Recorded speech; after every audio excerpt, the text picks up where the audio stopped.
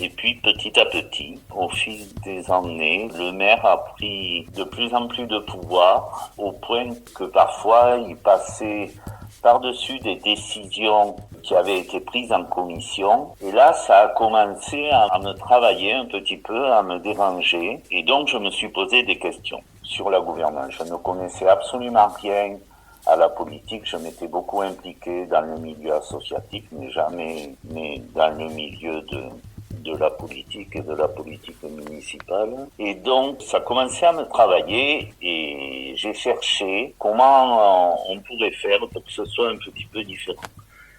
À partir du moment où ensemble il y a vraiment une décision d'essayer de faire de façon plus collaborative, de façon moins hiérarchique et de façon la plus horizontale possible, la première chose qui me vient, c'est que déjà, si on n'est pas prêt à se remettre en cause et à travailler sur soi, c'est compliqué. Dans les fonctionnements où certains décident, monopolisent le pouvoir et décident à quelques-uns, voilà, ils imposent finalement aux autres leur vue et leur façon de faire à quelques-uns et un peu, en quelque sorte autoritaire. Mais à partir du moment où on décide de faire à plusieurs et de prendre des décisions ensemble, ça nécessite vraiment pour moi, il faut être d'accord de travailler sur soi, de se remettre en question, quoi. Ça, c'est la première chose qui me vient.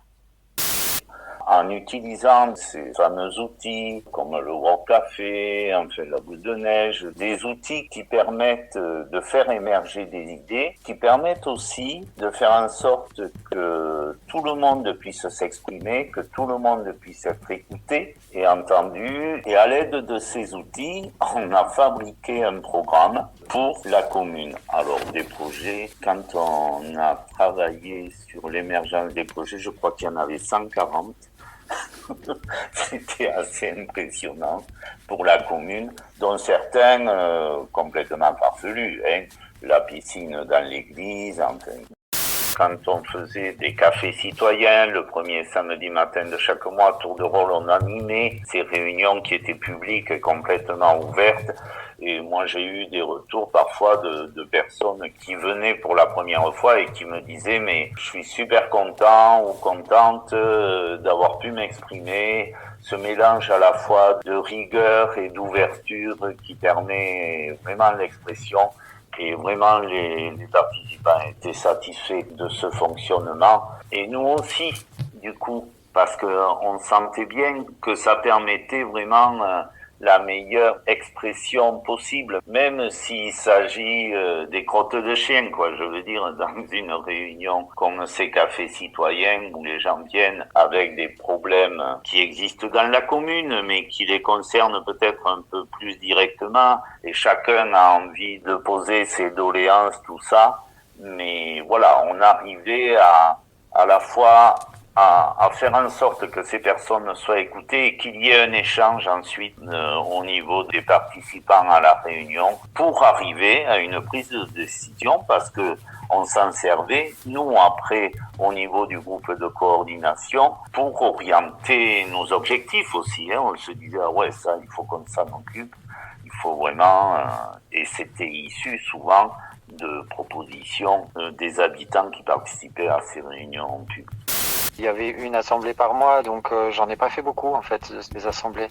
Mais assez vite j'ai été mis en confiance parce que les outils qui étaient utilisés dans ces réunions-là, déjà les réunions étaient animées, construites, avec des règles d'écoute, de participation, prise en compte de tout le monde, de tous les avis. Ça m'avait pas mal séduit, et il y avait d'autres outils d'intelligence collective, de dynamique de groupe que moi j'avais expérimenté au sein de la coopérative Ozon, qui est basée à Sept-Fonds et avec qui j'étais depuis quelques années. Et du coup, ça m'a vraiment mis en confiance. Et puis après, il y avait aussi les personnes qui faisaient partie de ces assemblées-là, et c'était des gens que je connaissais pas forcément très bien.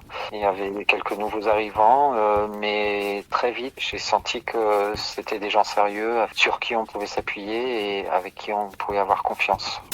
On avait annoncé que dans notre objectif de faire participer les habitants aux décisions pour la commune, nous, notre liste, ce serait pas qu'une liste d'élus du conseil municipal, avec les 11 élus du conseil municipal. On souhaitait mettre en place donc, ce qu'on ne savait pas encore être notre schéma de gouvernance, mais en tout cas de gérer la commune avec à la fois les élus et puis des habitants. Et on s'était arrêté sur le nombre en tout de 20 personnes parce que ça nous semblait intéressant comme groupe pour pouvoir réfléchir et travailler de manière efficace.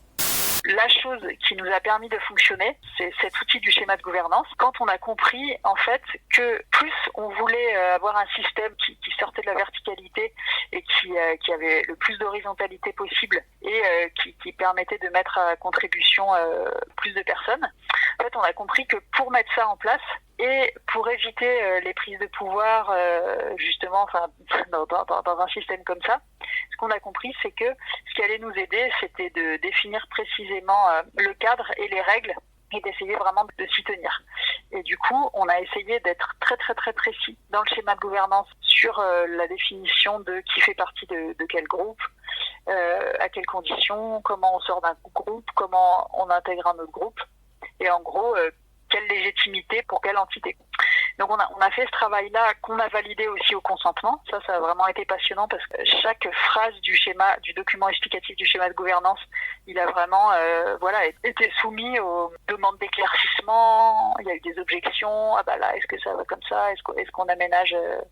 Comment on peut aménager les choses? Finalement, on l'a tous validé.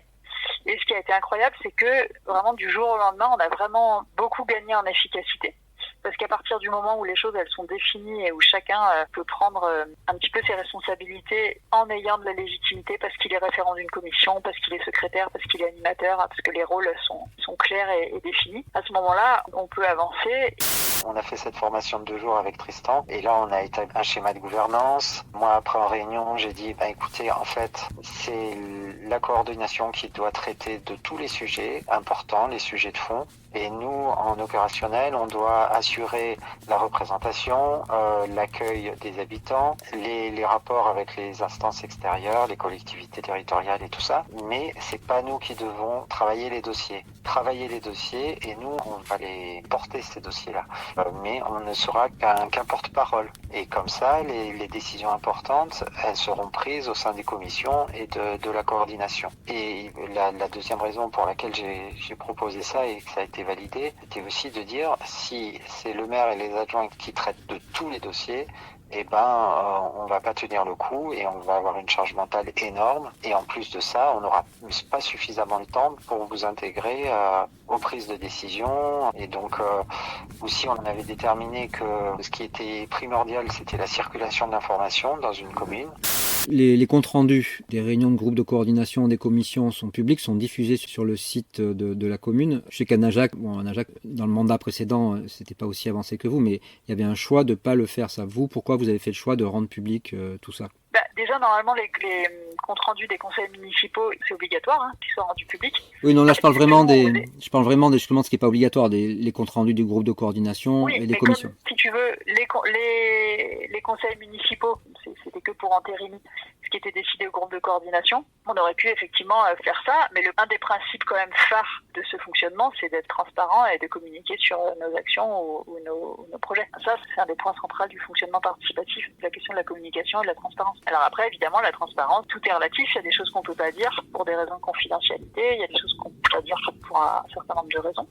Dans ce qu'on souhaitait comme fonctionnement, c'était absolument inconcevable qu'il y ait des personnes, comme ça se voit assez régulièrement dans les assemblées générales, des gens qui prennent la parole parce qu'ils sont à l'aise, parce qu'ils parlent un petit peu plus fort que les autres. En général, ce sont des mecs et qui monopolisent même la parole, certains qui racontent leur vie. Tout ça, on était capable de le gérer. Ça a été vraiment un truc qu'on a pu faire pendant tout le mandat d'ailleurs.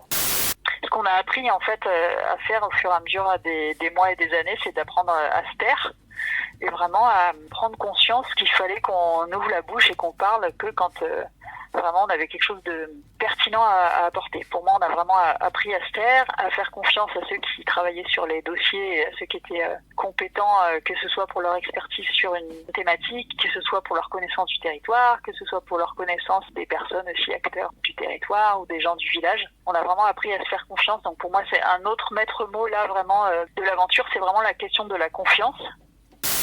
Il y a eu un petit fait là, mais j'ai pas trop envie d'en parler parce que c'est assez anecdotique, mais ça a permis de parler de notre épuisement là. On est 3 à être bien épuisés. Ça a permis de lever le voile sur ça. Et en fait, moi, ça m'a permis d'exprimer que c'est très difficile quand on n'occupe pas ces fonctions-là de se rendre compte de la charge mentale qu'il y a.